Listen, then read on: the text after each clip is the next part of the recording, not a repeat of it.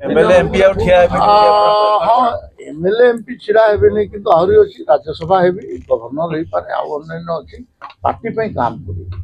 किंतु पार्टी छाड़िबार नहीं कि पार्टी रो अब्याहत नेबार नहीं किंतु मु एमएलए एमपी बहुत थर लड़लिनी तेणुक मत न लड़े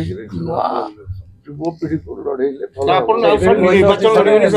प्रतिद्वंदिता करेंगे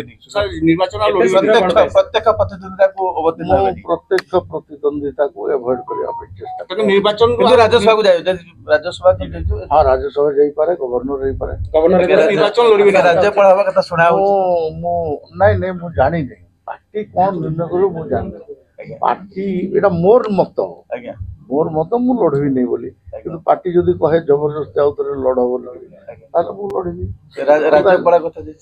राज्यपाल कोठी भाई भाई मु कहली मु 8 थर एमपी 2 थर एमएलए 10 थर लड़ली तेणु मत लड़ार इच्छा नहीं डायरेक्ट निर्वाचन लड़ार इच्छा नहीं